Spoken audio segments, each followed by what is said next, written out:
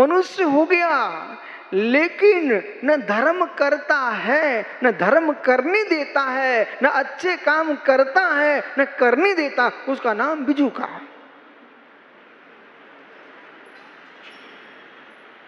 जब भी अच्छा काम करने के भाव करो, ठहरो। जब भी अच्छा काम करने के भाव करो, ठहरो।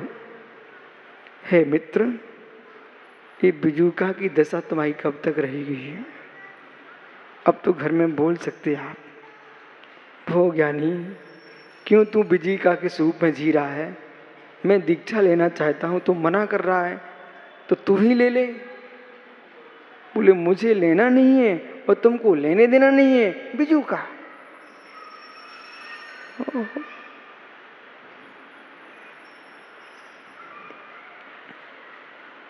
ये किसका जीवन है विजय? बोले तत्व ज्ञान प्राप्त करो फिर ले लेना।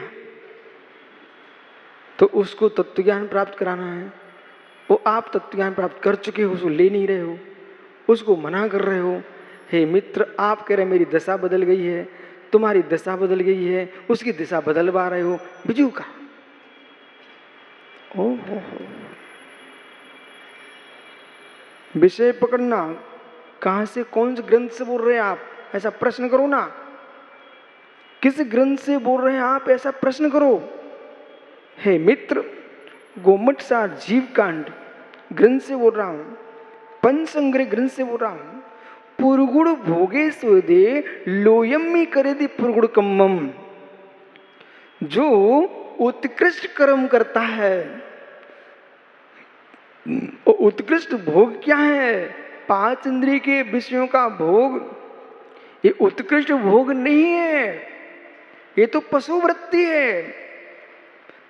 चिद ब्रह्म की लीनता, आत्म रमण, स्वरूप लीनता, स्वानुभूति की लीनता, स्व आत्म सुख ही उत्कृष्ट सुख है। ऐसे सुख से युक्त है, गुणों से मंडित है, उसका नाम है पुरुष। ये पुरुष पर्यार्थिक न्याय का है, ये पुरुष पर्यार्थिक न्याय का है। अब चलते हैं पुरुष द्रव्यार्थिक न्याय की ओर। पर्यार्थिक न्याय का पुरुष भी अवस्तु नहीं है। विजय, ये बार बार ध्यान रखना, पर्यार्थिक न्याय का पुरुष भी वस्तु है, वो पर्यार्थिक न्याय के पुरुष के अंदर ही द्रव्यार्थिक पुरुष है। जैसे कि आप बिल्कुल नहीं विकल्प करो, मैं बिल्कुल इतनी सरल भाषा के तुम्हारे पास ले जा रहा हूं, तुमको समझ में आने वाला है।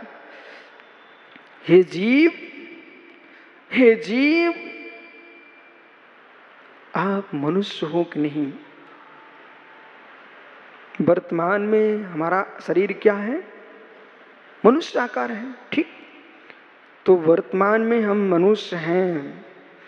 अब विषय पकड़ना, वर्तमान में, देखिए देखिए, वर्तमान में संप्रति काले अहम पुरुषम अस्ति। वर्तमान में मैं पुरुष हूं। वर्तमान में, मेरे शब्दों पर ध्यान दीजिए और अंगुली पर ध्यान दीजिए। वर्तमान में, वर्तमान में, वर्तमान में मैं, वर्तमान में मैं पुरुष हूं, मनुष्य हूं। वर्तमान में मैं मनुष्य हूं, मतलब मैं मनुष्य ही नहीं हूं। देखो दिनेश भैया, मेघनाथ पंडित जी की पढ़ाई को व्यर्थ मत जाने देना भाई। वर्तमान में, वर्तमान में मैं, वर्तमान में मैं शब्द कालवाची, वर्तमान में कालवाची, वर्तमान में मैं अस्मद, अहम पुरुषवाची। वर्तमान में पंडित जी मथुरा, वर्तमान में मथुरा ज्ञानी वर्तमान में कालवाची, मैं पुरुषवाची, वर्तमान में मैं मनुष्य हूं, वर्तमान में मैं मनुष्य हूं, मतलब मैं मनुष्य ही नहीं था, मैं मनुष्य ही नहीं रहूंगा, वर्तमान में मैं मनुष्य हूं।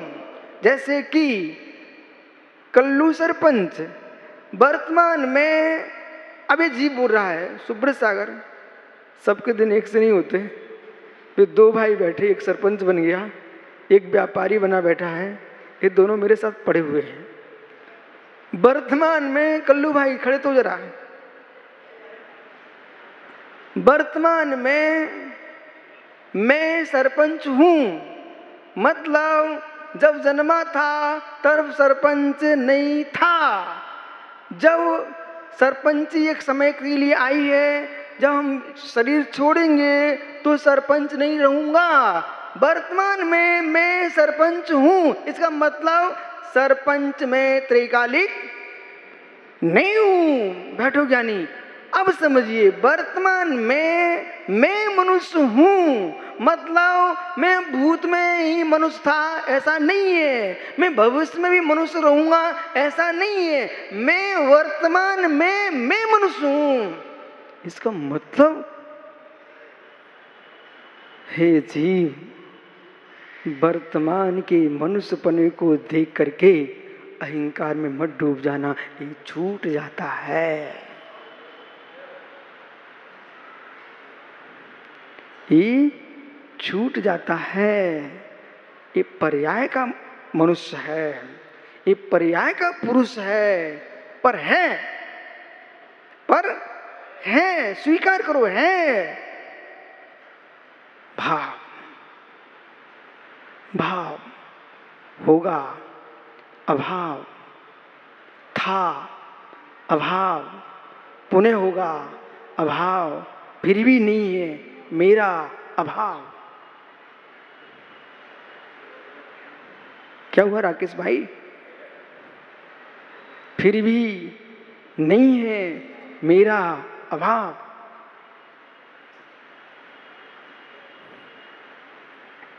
जब फिर भी नहीं है मेरा भाव, काल कितनी आ जाएं, काल कितनी निकल जाएं, पर मेरे ऊपर काल कुछ नहीं करेगा।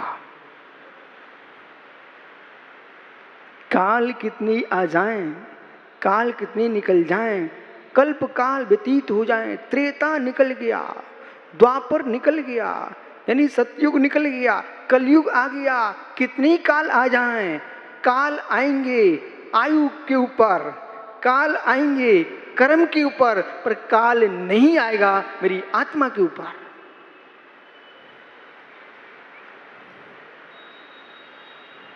समझ में आ रहा क्या? ज्ञानी पुनः मटका फूट गया, काल आ गया, खपरा हो गए, खप्पर कपाल हो गया, काल आ गया, फिर किसी ने रोड पर डाल दिए, बस और ट्रक निकल गई, खप्पर भी पिस करके रेत हो गए, बालू हो गई, काल आ गया। इतने काल आए परंतु मिट्टी फिर भी नहीं मिटी, मिट्टी फिर भी नहीं मिटी, बराबर है ना? मिट्टी फिर भी नहीं मिटी, मिट्टी रही अमिट, नाम है मिट्टी पर कभी नहीं मिटती, मिटते मिटते भी नहीं मिटती, उसका नाम है मिट्टी, मिटती भी है फिर भी नहीं मिटती, उसका नाम है मिट्टी। ओहो, इस मिट्टी ने कितने रूप धारण किए, अहे मिट्टी के पुतलों, अहो मिट्टी के पुतलों, जो पुतला है तुम्हारा वो मिट्टी का है, विश्वास मानो, सब मिट्टी में मिल जाते हैं, परंतु फिर भी मिट्टी नहीं मिटती। ऐसी आत्मा अनेक शरीरों में घूम आई, अनेक कालों को बिताई, फिर भी मित्र उसका काल नहीं आया, क्योंकि वह सुकाल में रहती है, पर काल में संबंध ही नहीं है, काल ने, काल ने, मैं अपने सुकाल से बाहर जाऊंगा नहीं। विद्वानों पकड़ो विषय को। काल ने द्रव्य त्रिकालिक है, जो मिटते मिटते को देख रहा है वो मिट रहा है। जो मिटते मिटते को देख रहा है वो मिट रहा है। जो अमिट को देख रहा है वो ना मिट रहा है ना बन रहा है, जो है सो है।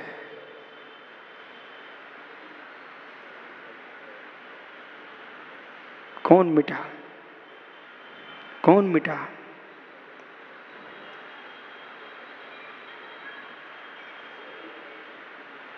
हर्ष विषाद राजेश भैया मिटने वालों पर है। हर्ष विषाद मिटने वालों पर है। हर्ष विषाद मिटने वालों पर है। अमिट पर कोई हर्ष नहीं है, कोई विषाद नहीं है।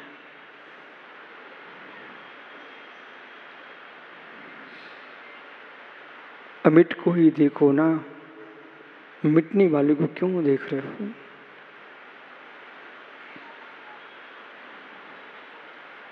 इन पगों से कितनी भूमि को नाप लो, पर मित्र पग नहीं बचेंगे। इस पगों से कितनी भूमि को नाप लो, पग नहीं बचेंगे, भूमि कहीं नहीं जाएगी। इन पगों से कितनी भूमि माप लो, पग नहीं बचेंगे, भूमि कहीं नहीं जाएगी, पग चले जाएंगे। हे आत्मन, तू कितनी देह को माप ले, पर देह नहीं बचेंगी, पर तू कहीं नहीं जाएगा।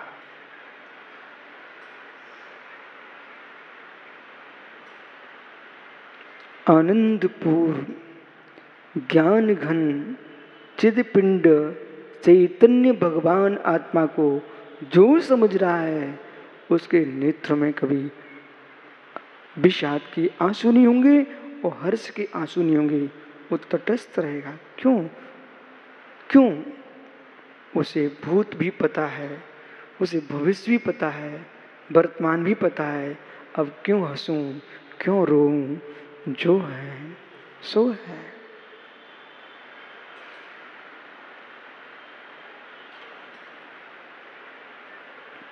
द्रव्यार्थिक ने का जो पुरुष है वो अविनाशी है, वो त्रिकालिक है। अस्ति पुरुष चिदात्मा, अस्ति पुरुष चिदात्मा, विवर्जता स्पर्श रस गंध वर्ण उत्पाद संवेता, उत्पाद ध्रुवी संवेता, उत्पाद ध्रुव से युक्त है। अस्ति पुरुष चिदात्मा। इस दृष्टि से नंदू भाई विश्व में कोई स्त्री नहीं है, कोई नपुंसक नहीं है, कोई पुरुष पुरुष नहीं है, मात्र पुरुष है।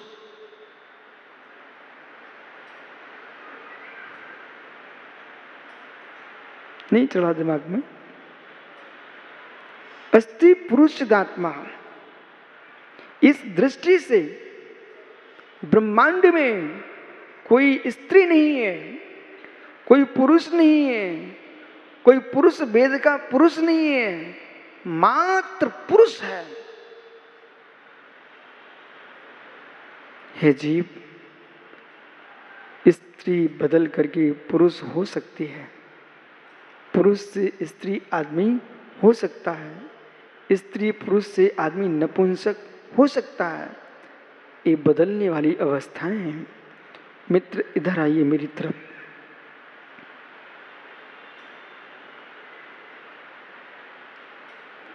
वस्त्र के जीर्ण होने पर भदौरिया जी गीता में लिखा है, वस्त्र के जीर्ण होने पर शरीर जीर्ण नहीं होता, शरीर के जीर्ण होने पर आत्मा जीर्ण नहीं होती। वस्त्र के बदलने से आत्मा नहीं बदल जाती। कपड़े तुमने नीले भी पहने, पीले भी पहने, हरे भी पहने, श्वेत भी पहने, जिस दिन जो कपड़े पहने थे वैसे दिख रहे थे, पर वास्तव में आप वैसे नहीं थे, वे कपड़े ही थे। बराबर। इसी प्रकार से जो शरीर है वो वस्त्र के तुल्य है। जैसे वस्त्र बदलता है ऐसे आत्मा शरीर को बदलती है। जैसे वस्त्र बदलता है ऐसे आत्मा शरीर को बदलती है नियत काल में।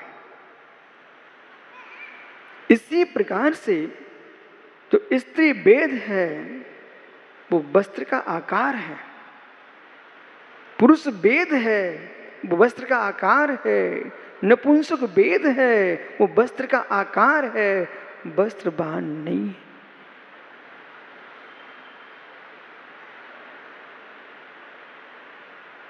ज्ञानी कपड़े को उतार के टांग देते कि नहीं? कपड़े को उतार के टांग देते कि नहीं? बुरा तो नहीं लगे कहूं? हे भोले प्राणी, तेरे कपड़े पता नहीं कितनी जगह टंगे हैं। समझ, पहनने वाले नहीं। दिनेश भैया अपने इतने जगह मर मर के आ चुके हैं कि कहो तेरे घर के आंगन में अपने शरीर के चमड़े की ढोलक बज रही हो। हो राकेश भाई, तेरी शादी में तिलक लग रहा था, लगन भर रही थी, माताएं गीत गा रही थी और ढोलक बज रही थी।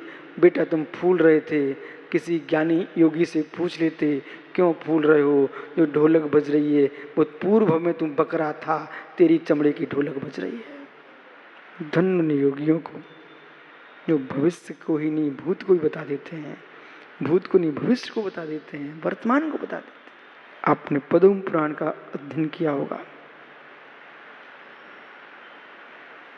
रामायण के बारे में विशाल गहन अध्ययन करना हो